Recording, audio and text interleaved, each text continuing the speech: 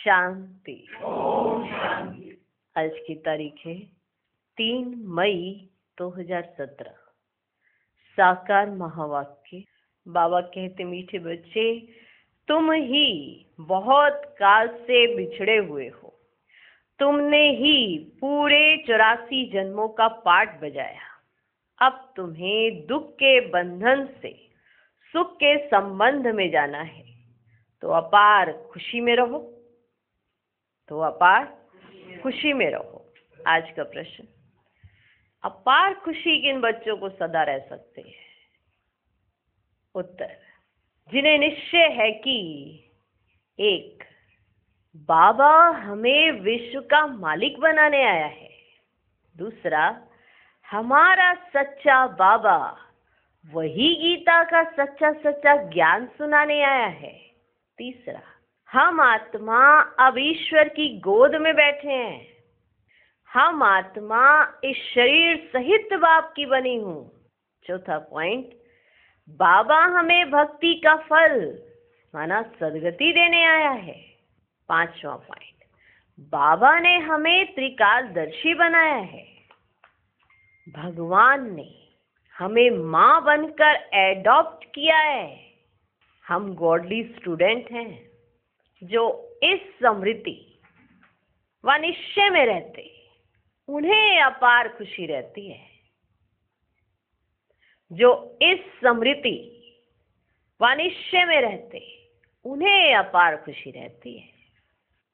ओम शांति। बच्चों को निश्चय है कि हम आत्मा है। बाबा भगवान हमको पढ़ा रहे हैं, तो बच्चों को बहुत खुशी होनी चाहिए। बच्चों को निश्चय है कि हम आत्मा है, बाबा भगवान हमें पढ़ा रहे हैं, तो बच्चों को बहुत खुशी होनी चाहिए। सम्मुख आने से आत्मा समझती है कि बाबा आया हुआ है सबकी सदगति करने। कौन आया? बाबा आया हुआ है। क्या करने? सबकी सदगति करने। सर्व के सदगति दाता, जीवन मुक्ति दाता वही है। बच्चे जानते हैं माया घड़ी घड़ी भुला देती है, परंतु यह तो समझते हो ना, हम बाबा के सम्मुख बैठे हैं। यह तो समझते हो ना कि हम बाबा के सम्मुख बैठे हैं।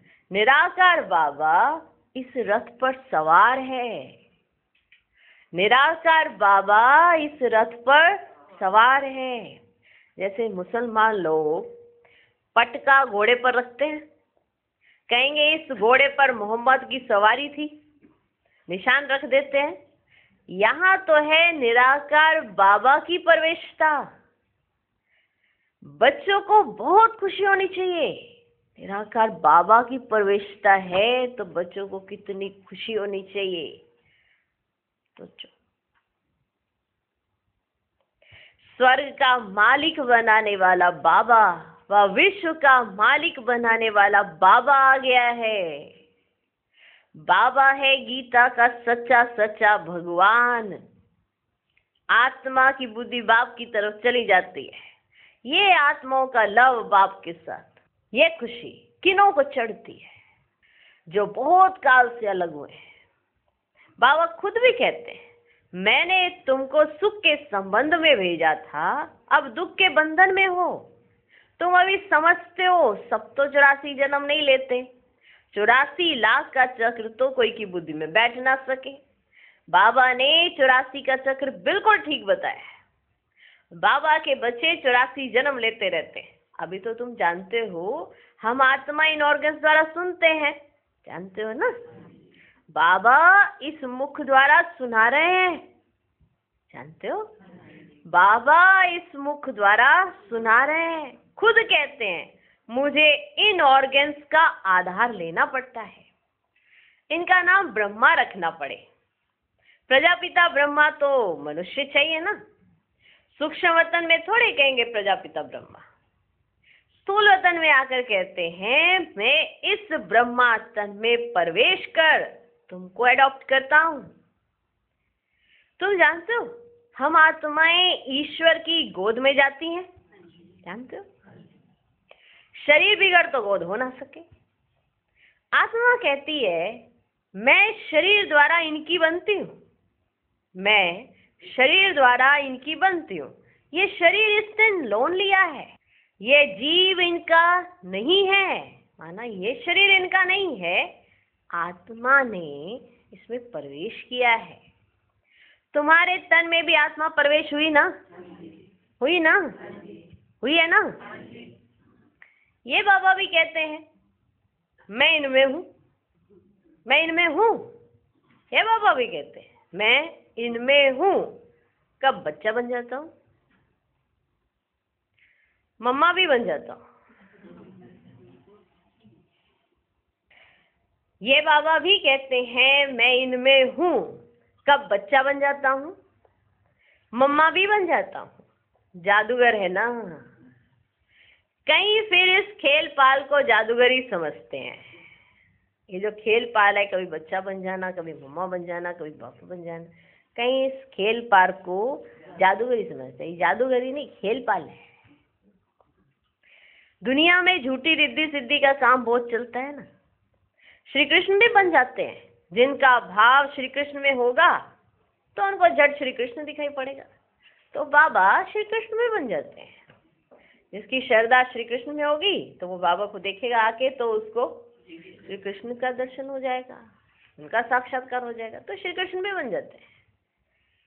उनको मान लेंगे, फिर उनके फॉलोअर्स भी बन जाएंगे। यहाँ तो सारी ज्ञान की बात है, यहाँ तो सारी ज्ञान की बात है। पहले ये पक्का निश्चय चाहिए कि मैं आत्मा हूँ, और बाबा तो कहते हैं मैं तुम्हारा बाप हूँ, तुम बच्चों को त्रिकालदर्शी बनाता हूँ। ऐसी नॉलेज कोई दे ना सके। भक्ति मार्ग का जब अंत होता है तब बाप को आना पड़ता है। बलबोतों को शिव के लिंग का अखंड ज्योति स्वरूप का साक्षात्कार होता है। जैसी जिसकी भावना होती है ना, तो वह मैं पूरी करता हूँ। जैसी जिसकी भावना होती है तो वह मैं पूरी करता हूँ, परंतु मेरे से कोई मिलता ही नहीं। जिसकी जिसमें भावना होती है मैं पूरी कर देता हूँ, परंतु मेरे से कोई मिलता ही नहीं। मेरे को पहचानते ही नहीं है, मेरे को पहचानते ही नहीं है। अभी तो तुम समझते हो, अभी तो तुम समझते हो बाबा भी बिंदी है, हम भी बिंदी हैं। अभी तो तुम समझते हो। हमारी आत्मा में ये नॉलेज है, तुम्हारी आत्मा में भी नॉलेज है। ये किसको मालूम ही नहीं है कि हमारी आत्मा परम धाम में रहने वाली है। जब तुम बाबा के सामने आके बैठ जाते हो ना, तो रोमांच खड़े हो जाते हैं। जब तुम बाबा के सामने आकर बैठ जाते हो तो रोमांच खड़े हो जाते हैं। ओहो, शिव बाबा जो ज्ञान का सागर है, वे इस समय बैठ हमको बढ़ाते हैं। बाकी श्री कृष्ण व गोपियों की तो बात ही नहीं है। ना यहाँ ना सत्युग में रहेंगे, ना यहाँ वो बात है, ना वहां सत्युग में होंगे। वहां तो हर एक प्रिंस अपने महलों में रहते हैं। इन सब बातों को वही समझेंगे जो आकर बाप से वर्षा लेंगे। तो ये खुशी भी अंदर रहनी चाहिए। कहते भी है ना, तुम माता पिता हम बालक तेरे, परंतु इसका भी अर्थ नहीं समझते हैं। पिता तो ठीक है, फिर माता किसको कहा जाता है? माता तो जरूर चाहिए। इस माता की कोई माता हो ना सके, माना शिव बाबा जो माता है, इस माता की कोई माता हो ना सके। ये राज बड़ा समझने का है, ये राज बड़ा समझने का है, और बाप को याद करना है। बाप कहते हैं तुम्हारे में भी कोई अवगुण नहीं होना चाहिए, तुम्हारे में भी कोई अवगुण नहीं होना चाहिए। गाते भी है ना, मुझ निर्गुण हारे में कोई गुण नहीं। अब बच्चों को गुणवान बनना पड़े, अब बच्चों को गुणवान बनना पड़े। कोई काम नहीं, कोई क्रोध नहीं, देह का अहंकार भी नहीं चाहिए। ऐसा गुणवान बनना पड़े। कोई काम नहीं, कोई क्रोध नहीं, कोई लोभ नहीं, कोई लालच नहीं, माना अहंकार बिल्कुल नहीं। ऐसा गुणवान बनना पड़े। इस समय तुम यहाँ बैठे हो, जानते हो हम यहाँ हैं, फिर मुरझाई शादी क्यों आनी चाहिए? बताओ। यहाँ बैठे हो, जानते हो कि हम यहाँ हैं, हम यहाँ रहते हैं, तो फिर मुरझाई क्यों आनी चाहिए, परंतु यह परिपक्व अवस्था अंत में ही होगी। अंत में होगी का मतलब समझ ही अंत में आनी है। माना बुद्धि के कपाट खुले ही हुए नहीं है कि अभी हमें मिल कौन गया। इसीलिए बाबा कह देते हैं जब चारों तरफ सबको पता चल जाएगा ना, तो शायद यहाँ जो रह रहे हैं उनको भी पता चल जाए कि वो किसके साथ रह रहे हैं, तो शायद उनको भी एहसास हो जाए। परिपक्व अवस्था जिसे कहते हैं, माना वो वाली खुशी है नहीं कि हम किनके साथ रह रहे हैं। जैसे कोई बहुत बड़ी पोस्ट पे हो ना, तो उसको अपनी पोस्ट का अहम कैसे आता है, क्योंकि वो बार बार उसका एहसास करता रहता है, तो उसको उस चीज का अहम होता रहता है कि मैं ये हूँ, मैं ये हूँ, मैं ये हूँ। और दूसरों के आगे वो ऑटोमेटिकली उसका अहम बाहर निकल के आ जाता है कि उसको अहंकार आ गया है। लेकिन बाबा ने हमें अहंकार करना नहीं सिखाया, उस चीज का स्वमान में रहो। आपको माना उसका भान ऐसा आना चाहिए जो खुशी दे, जो खुशी दे कि हमें मिला कौन है, हम किसके पास रह रहे हैं। परंतु ये परिपक्व अवस्था अंत में ही होगी। गाया भी हुआ है ना, अतीन्द्रिय सुख पूछना हो तो गोपियों से पूछो, ये अंत में होगा। क्योंकि अगर आज कोई पूछने आ जाए आपसे तो आप बता ही नहीं पाओगे, क्योंकि वो अच्छी अवस्था, वो परिपक्व अवस्था नहीं है। निश्चय भी ऐसे ही है ना, ऊपर नीचे। लास्ट में तो सारे वो गोपी बोलेंगे ही बोलेंगे, क्योंकि उनको निश्चय होगा, एकदम से चढ़ जाएगा निश्चय का पारा, एकदम हाई हो जाएगा कि पता हम रहते थे, हम। पर साथ में एक अंदर एक दुख भी होगा कि हमने कितना नाहीक समय व्यर्थ गंवा दिया। जो पा सकते थे पाए, जो समझ सकते थे वो समझा ही नहीं, बुद्धि विशाल बना सकते थे बनाई ही नहीं। इसलिए बाबा कह देते हैं पूरा भी कोई हमें समझाने है। जब समझेंगे ना तो आंख फटेगी फटे रह जाएगी। तो ये अंत में होगा। ऐसे कोई कह ही नहीं सकता कि हम 75% अतीन्द्रिय सुख में रहते हैं। इस समय पापों का बोझा बहुत है। गुरु कृपा सेवा गंगा स्नान से पाप नहीं कट सकते हैं। बाप अंत में ही आकर नॉलेज देते हैं, दिखाते हैं। कन्या द्वारा बाण मरवाए और मर गए, फिर मरने के समय गंगा जल पिलाया। तुम यहाँ जब बेहोश हो जाते हो ना, तो तुमको बाबा की याद दिलाई जाती है। मामेकम, ये बच्चों को आदत पड़ जानी चाहिए। ये तो बच्चों को आदत ही पड़ जानी चाहिए। ऐसे नहीं कोई याद कराए। शरीर छोड़ने के समय आप ही याद आवे, बिगर किसकी मदद के बाप को याद करना है।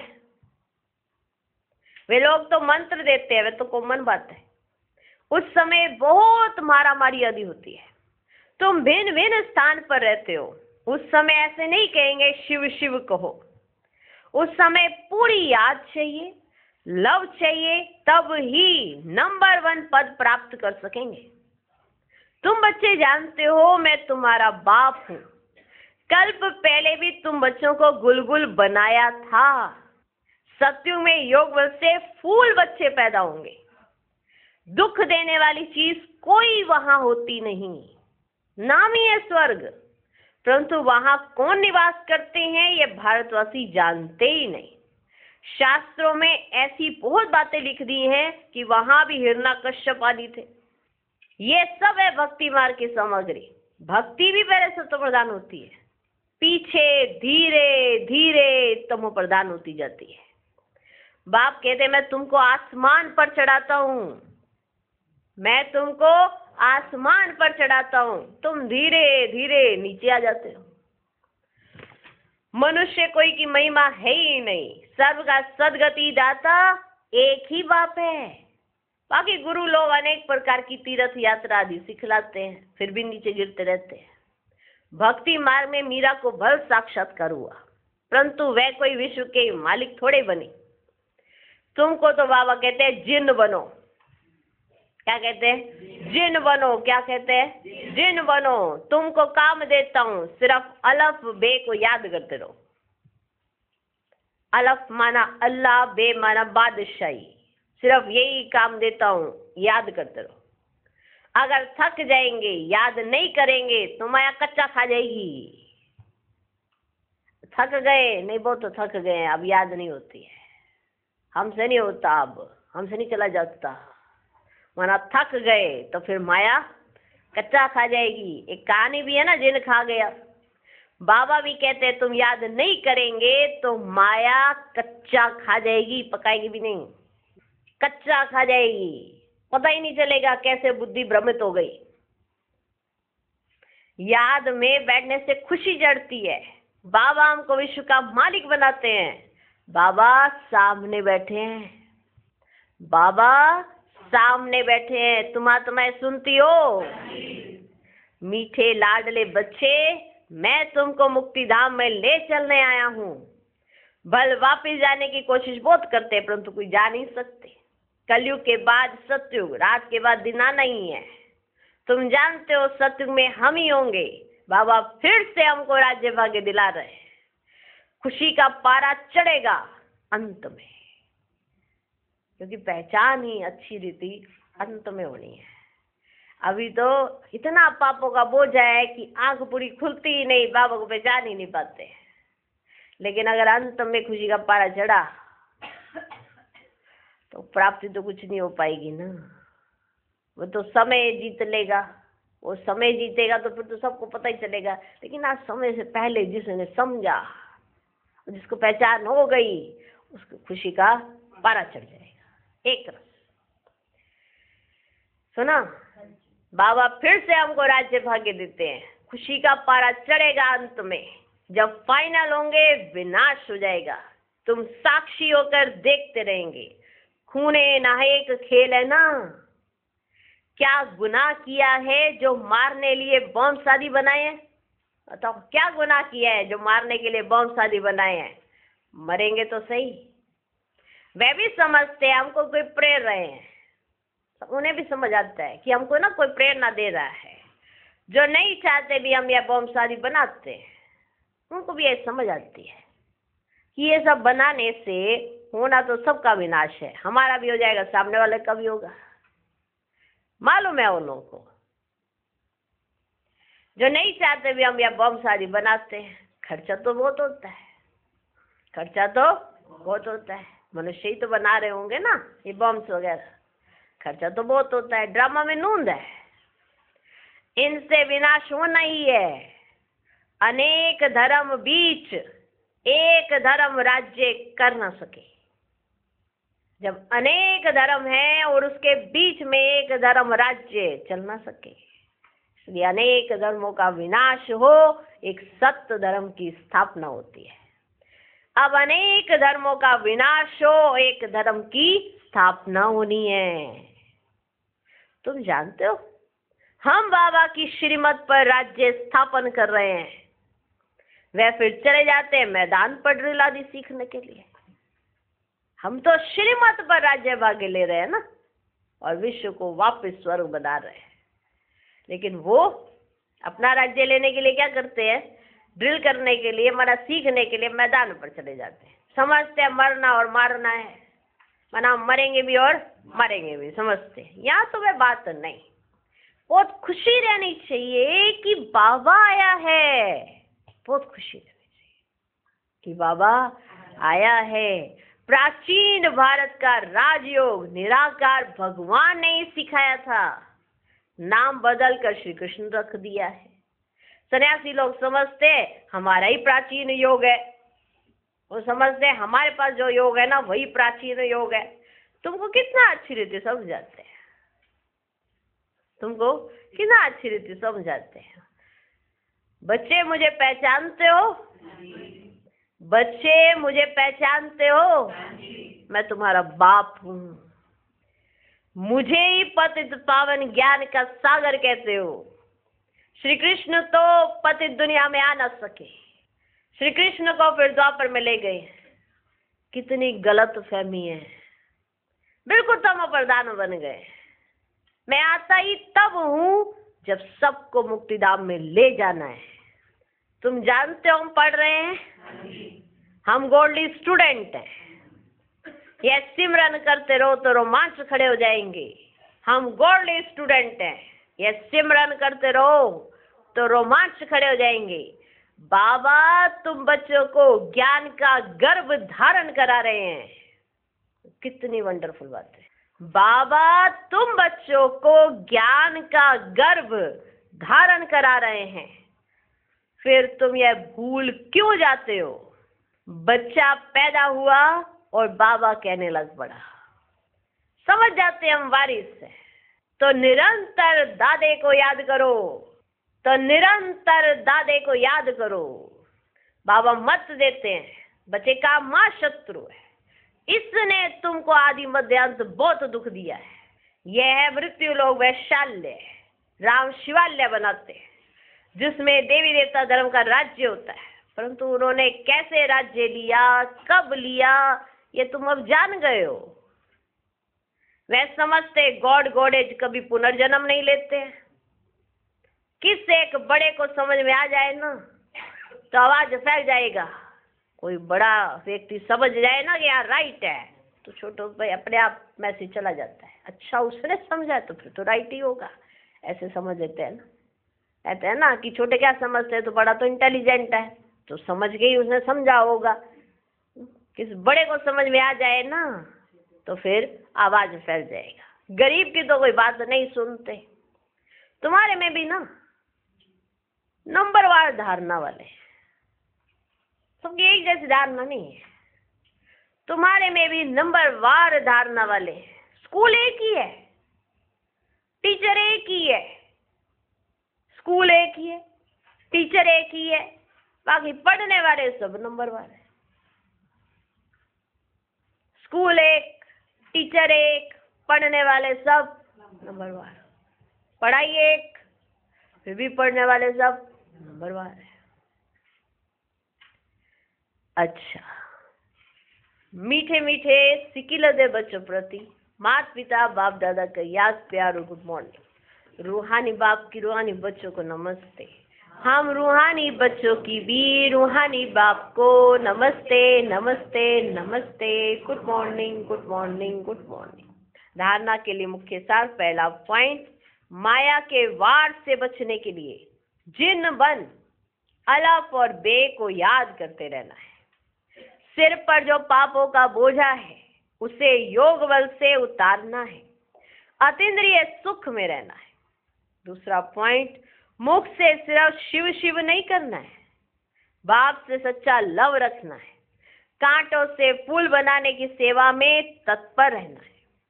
आज का वरदान, यथार्थ सेवा द्वारा सेवा का प्रत्यक्ष फल खाने वाले मन बुद्धि से सदा तंदुरुस्त भव। यदि सेवा योग युक्त और यथार्थ है तो सेवा का फल खुशी, अतीन्द्रिय सुख, डबल लाइफ की अनुभूति अथवा बाप के कोई ना कोई गुणों की अनुभूति प्रत्यक्ष फल के रूप में जरूर होती है। और जो प्रत्यक्ष फल खाते हैं वह मन बुद्धि से सदा तंदुरुस्त रहते हैं। अगर कमजोर रहते हैं तो समझो ताजा प्रत्यक्ष फल नहीं खाते। प्रत्यक्ष फल सदा हेल्दी बनाता है, इसलिए आपका स्लोगन है एवर हेल्दी, एवर वेल्दी और एवर हैप्पी। आज का स्लोगन, अपने हर कर्म द्वारा ब्रह्मा बाप के कर्म को प्रत्यक्ष करने वाले ही कर्म योगी हैं। ओम शांति।